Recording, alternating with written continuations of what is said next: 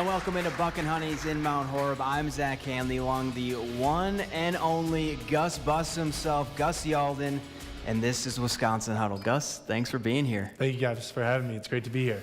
Well, last week, a little bit better week for Wisconsin. The Badgers snapped a 4-game losing streak with a big-time win over the Buckeyes in a game where they never trailed. Stephen Crowell led the way with 16 points and 10 rebounds. The Badgers built up a lead and never looked back thanks to getting back to playing Wisconsin basketball. Just letting Big Steve go to work down low. Throw him the ball. I mean, that was demanded. It wasn't a suggestion, it was a mandate. Throw him the ball, throw Tyler the ball. We'll find different ways to get it into him. But he's got to have the ball. I mean, it's just, he's too good.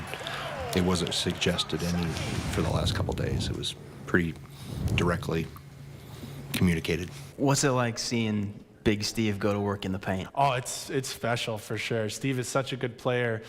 He's such a humble guy too. He's never talking too much. He's always just in the locker room, puts his head to work, does a really good job with his schoolwork and his recovery. He treats basketball like it's his job, and he's a really good mentor and a guy to have around, and he's awesome to learn from. But when he gets that ball in the post, he's going right through someone, or he's making someone look silly. He's got a perfect combination of strength and finesse. He knows when he can take someone and put him to the front of the rim and go dunk on him, or he knows when he needs to use a couple of fakes and pivots to get his angle and score. And just being able to play against him and learn from him in practice has been so awesome. You kind of mentioned you learned from him. What have maybe one or two things that you didn't know, or a couple skills that you're like, yeah, okay, thanks, Steve? Yeah, so Steve's a really good passer, and I was an okay passer in high school, and just one thing I learned from him is just his patience is really special. Like, he takes his time, he looks, and one thing that I've learned is that he kind of told me is don't take that first read. Like, if it's there, it's there, but sometimes it's better to let the play develop and let things kind of get going more and then make the read, or take your time. And another thing I've learned from Steve is he's got such good shoulder fakes, and that's one thing in college basketball I've learned is that people are so aggressive up top and so physical trying to push you off your spot that when you use those shoulder fakes, it's easy to get guys to fall over or bite one way. And Steve's done a really good job of that this year, just making guys look silly falling over with his shoulder fakes, and that's something that I've learned to grow in my post bag and that he does so well. Well, speaking of Stephen Crowell, the Badger big man joined Wisconsin's 1,000-point club on Saturday, scoring 22 points against the Hawkeyes. Klesmit around a Crowell screen, throws it to Stevie. He's open. He'll try a three. Right side, book it. Stephen Crowell, a triple. Well, now it's time for our Quickie Quiz, sponsored by Quick Trip. I don't think you can catch Tyler Wall at this point. He's a perfect 13 for 13. But we're still going to test your knowledge of Wisconsin basketball. Are you ready? I'm ready. All right, number one, true or false? Stan Van Gundy coached at Wisconsin. That's true. It is true. Only one season, finished 9th in the Big Ten, but then he went to the NBA. Number two, who is the all-time winningest coach at Wisconsin? Bo Ryan. Bo Ryan, 364 wins at UW. All right, check out this resume. 14 straight NCAA tournament appearances, 7 Sweet 16s, 3 Elite Eights, the back-to-back Final Fours, and the 2015 National Championship game. He did okay. He did really well. All right, number three, shooting for perfection, no pressure. Over the weekend, as we mentioned, Stephen Crowell became the newest member of the 1,000-point club at Wisconsin. How many Badgers are in this club? 49 Badgers are in that club. 49. Gus is perfect. 3 for 3 in this week's club. We'll be right back after this. And welcome back to Wisconsin. I don't know, Gus, we haven't had a game where Max Klesmit goes all Mad Max in a while. But when you think of Max Klesmit going Mad Max, a couple games come to mind. You got Northwestern, Indiana, at Ohio State, and of course, the first half of Marquette. Out of those four, which is your favorite Mad Max game? I think my favorite Mad Max game was probably the first half against Marquette. It was so awesome to see. Max and I are both from the Fox Valley area, and we have a lot of friends who go to Marquette, and we know a ton of people there. So it's just a good game. We're both from the state, so it's competitive. We're at Wisconsin, not Marquette, for a reason. So playing that game, it means something to us. It means something to him. We've watched it growing up, and he just went out there and he did something special, and it just kind of shut up a bunch of people who might have had things to say about him, and it just said, I'm Max Klesmet, and I'm here to stay. And he did it the year before against Marquette, and it's the Marquette killer. It's Max Klesmet. Okay, so when he is going off like that, what's it like? Do you see a look in his eyes? He's saying something to you guys? He's saying something to the opposing team? You just see it in his eyes, and that's just Max. Like, he'll do that every day at practice. He'll come in, and there's never really an off day with Max. He's always locked in, and he's always going 100%, all right into a brick wall. He'll run through it right for you. And Max he's really key to our team because he's a leader, and he talks, whether he's on the floor or not in practice or in the game. He's talking to guys, figuring stuff out. He's special. He's awesome, and he's a great guy to be around. I love Max. Well, here's what your teammates said about their favorite Mad Max game.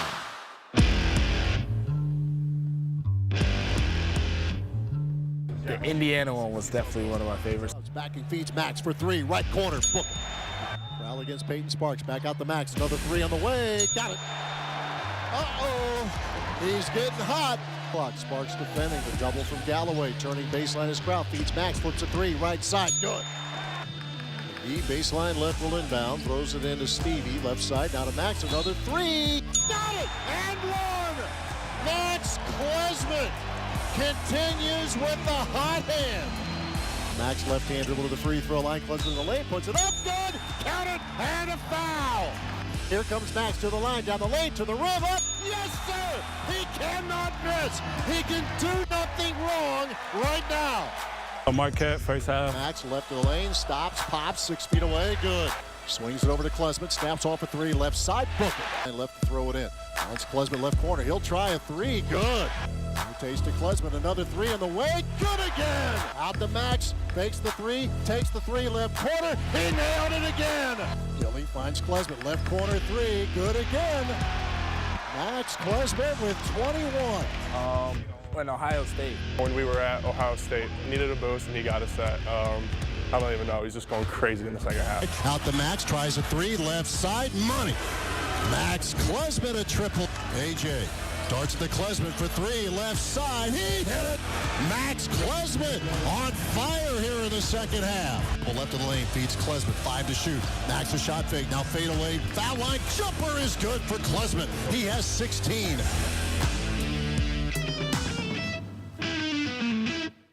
Wisconsin Huddle is brought to you by Gruber Law Offices, Buck and Honey's, Iron Jock, Ellenbox Cheese, West Bend Mutual Insurance, and Team Lemmy, NIL experts.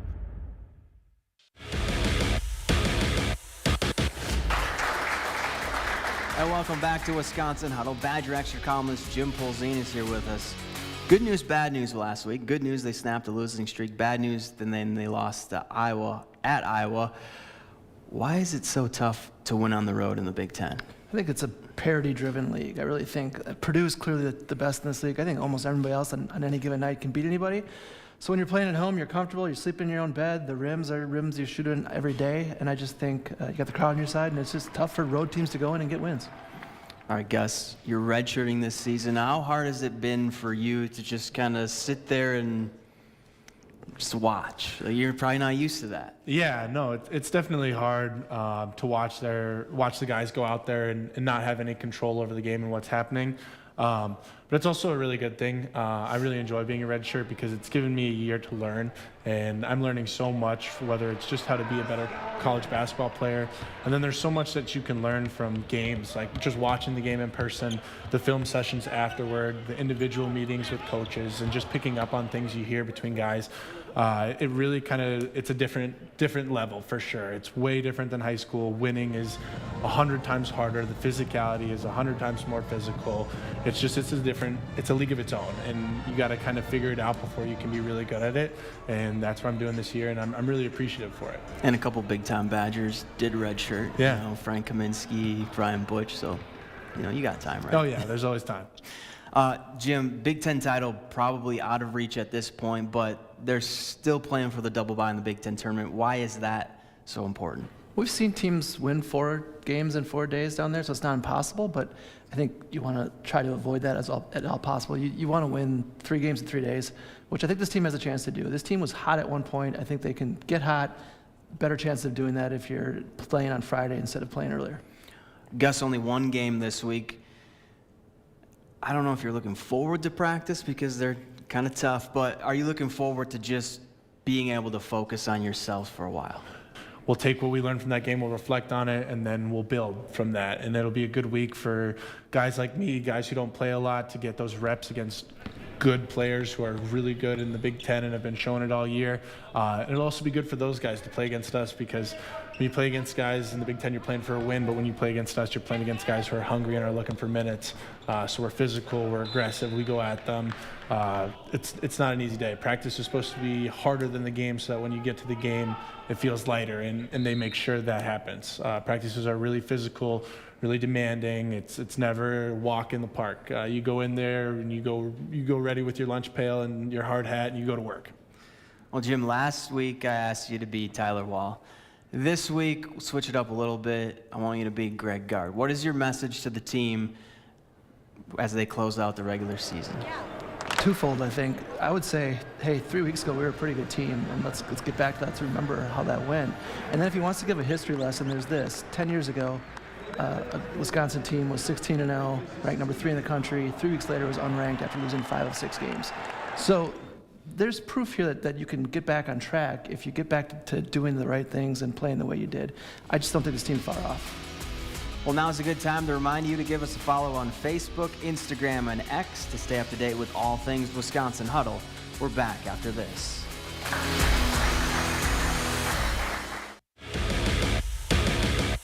And welcome to this week's Wisconsin Huddle Unleashed. I'm Zach Hanley. He's Connor Sejan, playing 2K again. Remember what happened last time? I do. Let's make sure that happens again. It's not what I was looking for. Road trips. Got to go on a lot. What's your favorite part about, being on the road with this group? I mean, honestly, just being with the guys, all the time. I mean, these are my best friends, in life in general, too. I mean, honestly, there really isn't a dull moment with the guys. I mean, it doesn't matter win or loss. I mean, it's a family to me. So, I mean, honestly, really just being able to see and get to learn, the guys outside of basketball, because everyone's completely different on the court. I really might lose. We got an entire quarter left. 12-6. Uh-oh. For playing basketball my whole life, do you think I'd be good at a basketball video game? What's your favorite Greg Gard-ism? He's got a lot. One of my favorites is he'll just look at the bench after someone does something stupid, and he goes, what is he doing? And it's just kind of got to look at him and be like, I don't know. How is that guy on fire? What's he doing? What is he doing? We should have stopped it when it was like 14 to 2-0. Well, you were up later than that. So we haven't been to a lot of your practices, but the early ones, Bo Ryan was there, and I saw that he was talking to you and Max. Yeah, I mean it's always great and a huge blessing for a coach like that, to be able to come talk to us, just a little bit, and watch us. And I mean, he told us, from the start when he came in and saw us early. I mean, he said he saw how much potential we had in the locker room, in the huddle, on the floor.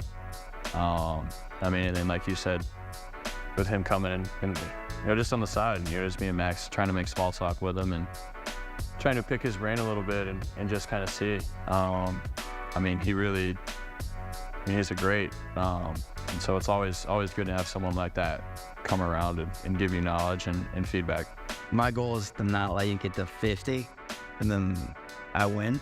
Is that 50? Yeah. We can go 50. Yeah. If you get to 50, you win. If we don't get to 50, I win. Yeah, we can do that. We'll change it up a little bit. Yeah.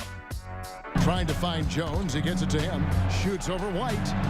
Yep, that one goes. One more bucket. Boston. No good that time either.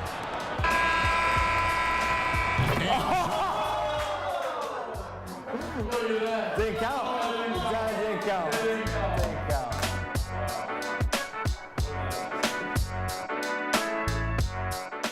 Wisconsin Huddle is brought to you by Gruber Law Offices, Buck and Honey's, Iron Jock, Ellenbox Cheese, West Bend Mutual Insurance, and Team Lemmy, NIL experts.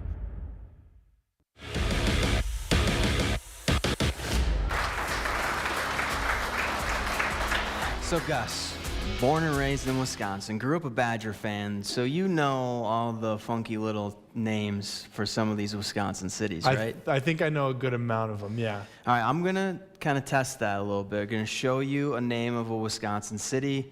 You're going to give me what we hope is the correct pronunciation. Gotcha. Are you ready? Yeah. Here's an easy one.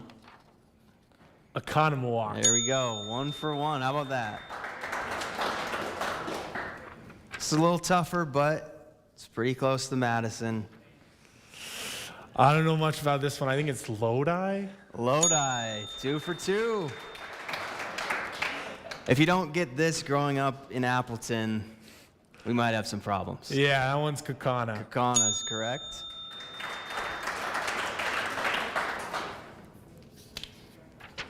Manitowoc. Should have picked some harder ones. This one, I'm from Wisconsin. I had no idea what this was. I grew up in Waupaca, so this one's kind of easy. This one's Wyowega. There we go. 5 for 5. Look at that. Well, you did way better than your teammates. Let's see how they did.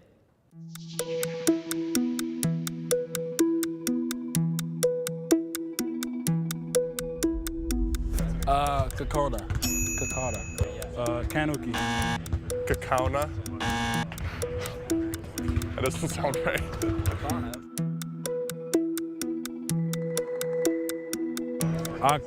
Akumalku. I don't know. Okamawak.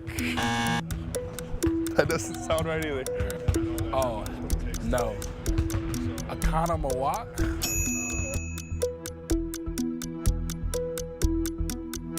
Manitowok. Manitowok.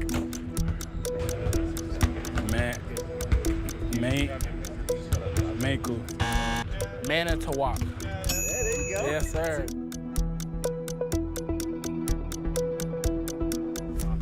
Wyowega. Weziwi. Wyowega.